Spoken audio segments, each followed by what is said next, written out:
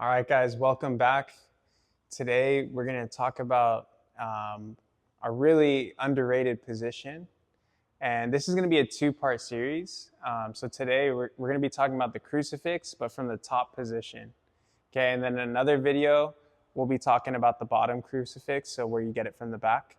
But today, we're going to go over the top position. Really good position, really strong. I've been playing with it a lot myself and been teaching it to the students here at Kata. This is going to work both for gi and no gi. I know Nate and I are dressed in a gi, okay, but everything's going to be the same pretty much for no gi. Okay, so let's get right into it. So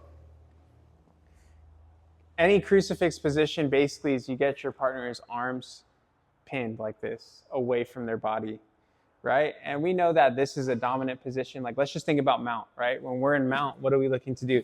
We're looking to get double underhooks. We're looking to draw our partner's elbows away from their body, okay? But I think a lot of times we forget we can do this from side control as well.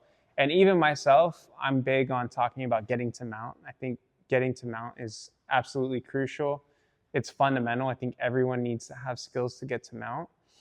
But when you have those skills, or maybe in an instance where you land in side control, maybe off of a throw, or for whatever the reason is, you're completely on the upper body, okay? I think going over the head into a crucifix position is a very strong pinning position and position where you can achieve very good submissions and chain attacks as well. Okay, so generally, right, I always, because me being a smaller guy, I'm only like 158 pounds, okay? Usually I lean towards going back to the legs. And if you guys watch our channel, you probably kind of see that theme a lot in our videos, is like running back to the hips. Everything's about controlling the hips. So even in a side pin, like side control, I'm always trying to run back to leg drag, okay? But there's gonna be instances where maybe you feel like your partner is hip escaping very aggressively, or they're just scrambling a lot, okay? So I might have to settle here in a top pin. So if you're not in leg drag, I think you need to be all the way up in like a Keisugatami, like I'm showing right here, okay? Now it's important, okay, when I'm in this type of pin, okay, the number one thing Nate wants to do first is get that hand in front of my face here, and he's probably gonna frame on my arm or just on my collarbones. So when we're looking to get into the crucifix, the first thing, like as soon as we land, we should be focusing on getting our head over our partner's far shoulder, like this here. Like I'm gonna drive my weight over the shoulder as I switch my legs here, okay? Now from here, try to move Nate. He's gonna try to scramble. He can't turn to his left, so most likely he's gonna fight hard to turn to his right and get his elbow to the mat, like he did right now. Now from here, I'm gonna find his wrist and clear it with my leg, okay? If your opponent is scrambling a lot, I like to hold on to the wrist a little bit and open my knee to the ground with active toes until he kind of settles down. Now, once Nate settles down, this is where I slide my right leg, okay, into the knee, and I pass my leg over here. Okay, you could either windshield wiper, or you can just keep this type of position, as long as his arm stays stuck. Okay, more often I might find myself doing this, but occasionally if Nate's really wiggling that arm, I might use my other shin to pin it as well. Okay, now from here, right, let's just go back to this position. Now I'm gonna slide my head, okay, a little bit higher. It's gonna feel like your hip is completely on your partner's chest, and it may not feel like it will pin them, but try to move Nate. It's very hard for Nate to move. Now from here, I'm framing on his neck, and I look to step over the head. This is a crucial step, okay, and isolating this arm here, okay? Now again, variations from here if you hook the head. If you can manage to also hook the arm, that's even better. I think that's sometimes difficult to do, but just understand if you can leverage that position, then great. But just as long as you're underneath your partner's head, this is what we want from now, from this position. Okay, so I call this pin number 2 from the crucifix. So pin number 1 would be just get head to the mat, just getting over that first arm here. Pin number 2, okay, would be shifting and stepping over the head here. Okay, now pin number 3 would be me shifting my hip.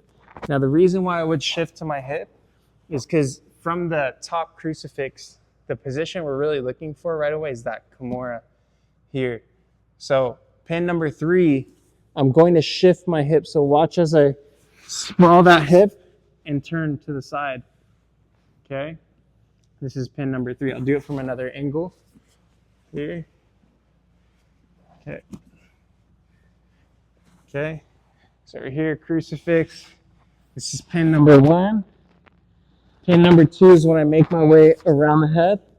And pin number 3, look at how I draw this leg straight and I shift my hip like this. Okay, I'm also hamstring curling with this leg. I still have this leg underhook. Nate, try to move.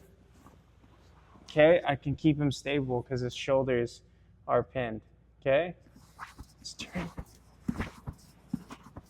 Okay, now from here, while I'm in this position, okay, I'm going to drive my left hand through and I'm going to start attacking the kimura grip. Okay, now fundamentally, once we get this kimura grip, we can go in for the submission. So what I'm going to do is I'm going to press his hand to the mat. I'm going to re-square my hips, shift, and then finish. Very strong kimura, right? This is when you can elevate the body and keep the hips pinned, really no escape, right? And I don't care how strong the guy is, right? Leveraging your hips and lower body in this position is going to help a lot with finishing the kimura. Okay, now sometimes when you're in this position gathering the wrists, sometimes your opponent's going to turn aggressively into you here. Okay, and when I feel that, you can take this opportunity to catch the arm. Okay, and when he resettles back, I'm pulling his arm and kicking my bottom leg straight. Okay, now depending on the leg size, right, or how thick your partner is, okay, from here you can attack a triangle. Okay, so I'm pulling, kicking this left leg straight, and for me, okay, I find myself heisting my hips up and then adjusting the legs here, and then to finish this, I basically walk perpendicular, hamstring curl, open my knees, okay, and then I finish the triangle, squeezing the knees together as I sprawl my hips to the ground. Okay? Like I said, not everyone's going to be able to do that triangle. I actually even find it kind of difficult to do unless my opponent's like aggressively turning into me. But what I like about the triangle from the crucifix is it still creates a better pin to go back to the kimura. So let me show. Here, pin number 1. Pin number 2, pin number 3 is shift. He sits up, I lock my triangle. Let's just say I'm having a hard time locking it as it is. When I build back up, I can pin the wrists while I'm on my knees and then now shift back into that kimura here. So again, really strong. But the kimura is the position we're looking for from this top crucifix, right? Even it's such a strong pinning position. Like I think it's even underrated in MMA. You'll see some guys use it though, like of course Khabib, Islam, they'll leverage this position a lot, right? Like anytime you can clear the arm, right, boom, you can just start going to town with elbows to punches and your partner really can't do anything. So it's a strong pin, okay? Let's talk about what happens, okay, if you're not able to go through that whole system. And usually where I feel like you start to lose people, if it's not initially getting this arm, like people wiggling that arm out, is after you step over the head, okay, and you're going for the arm, sometimes your partner is going to slip their head out, right, and their head's on the mat. Now this isn't as big of a problem because you can just go back to pin number 1, okay? But what I find too, especially like if you already shifted to pin number 3, and I have the kimura grip, and Nate finds a way to scoot down, and I lose track of his head. Okay, you can still attack that kimura sometimes, but what I feel is when you're not able to elevate the head off the ground and the upper body, okay, it gives them a little bit more of a fight with this arm. So you'll maybe feel them punch that arm straight. Okay, so from here you do have an option to go for an arm lock where you slide your forearm a little bit higher, post your head on the wrist, and then press up. You can get that arm bar. I feel like against better guys, what's going to happen is you'll go for that, and they'll return their wrists here, But again, it's going to be very hard if you're not scooping the head with your leg to finish that kimura. So what I like to do from here, let's rotate again, okay? What I like to do from here is I try to go for the armbar. Nate turns his hand again. So now from here, I'm going to drop my knee, prop my other leg up, and I'm going to use this to punch his arm all the way over. Okay, let's transition this. So again, I'll do that from this angle. I'm struggling. Nate unhooked his head. So I prop my leg up, lift, and then punch the arm over. Okay? Now there's a couple ways we can transition here. Okay? First one is the arm. You can attack the kimura again. Like if I re-scoop Nate's arm, prop this leg, and I can try to attack the kimura again. Okay? You can even go armbar. Okay, bring the knee up. But one thing to note about the armbar, notice how my foot, because I was hooking his arm, is in kind of an awkward position. You can't finish the armbar traditionally with the leg over the body because you're giving them the hitchhiker escape. Okay, so if you do go for the armbar here, okay, one thing to note is as you go to throw that leg over, make sure you cross over the far shoulder here. And then I'm leaning back towards the head, and then I'm finishing here. Okay, that's just if your foot is in the cross armpit. If it's over the shoulder, then you guys can go regular armbar. But I find that because of the positioning of the crucifix when you build up, you see how my leg is under Nate's arm. When you transition to the armbar, you just have to take note of that. When you settle back, move this foot through. Okay, that way he can't hitchhiker that way or pass my leg over here. Same thing's chopping the heels back, falling towards the head, armbar. Okay, another position you guys can transition to here is if I punch the arm over and Nate turtles hard, okay, now I can just kick my leg back around, and then now you guys can re-attack the gift wrap where we can then proceed to chair sit, take the back, or if I want to go back and redo the whole series, look, now I can come back to the legs and the hips, and now I'm in the leg drag where I can continue to try to mount by splitting the legs. Okay, or basically whatever you want to do. But the cool thing about that crucifix position, again, is you're basically going full circle. You're trying to go over the head, right? And you're trying to attack the kimura first through a series of pins. I usually like to separate them into 3 pins. Okay, and I incrementally work there. And if the kimura doesn't work, once again, you can transition into an arm lock.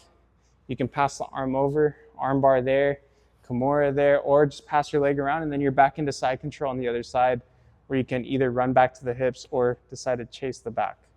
Okay, if you guys do put this into practice, I would practice just starting in the first crucifix pin, and just go till you try to submit, have your partner try to recover guard or try to reverse the position. And the key when you guys are trying to work this pin is patience. So every increment of the way, or every single pin, hold the pin, let your partner, they're going to try to fight out of it, and don't transition while they're fighting. Let them fight, and you kind of hold the position. And once you feel like their energy starts to drop or the fight starts to go down, then transition to the next thing. It's just best to approach this, like, even if you need to, because I know a lot of times, like, we want to scramble and we want to get to the submission as fast as possible. You have to force yourself to slow down. And I think the slower you do, you work in this position, the better. Okay, guys, thanks for tuning in. Be sure to stay tuned for our next one. We're going to talk about the bottom crucifix, which is from the back. So this will be also in the gi, but we're going to show the no gi variation as well. Like I said in the beginning, even though we're in the gi here, the no gi version is going to be the exact same. Okay, so stay tuned for that. And as always, please like and subscribe to support our channel, and leave us a comment on what you guys think about this series, if it worked for you, if it didn't, and just what else you guys would like to see. All right, guys, thank you.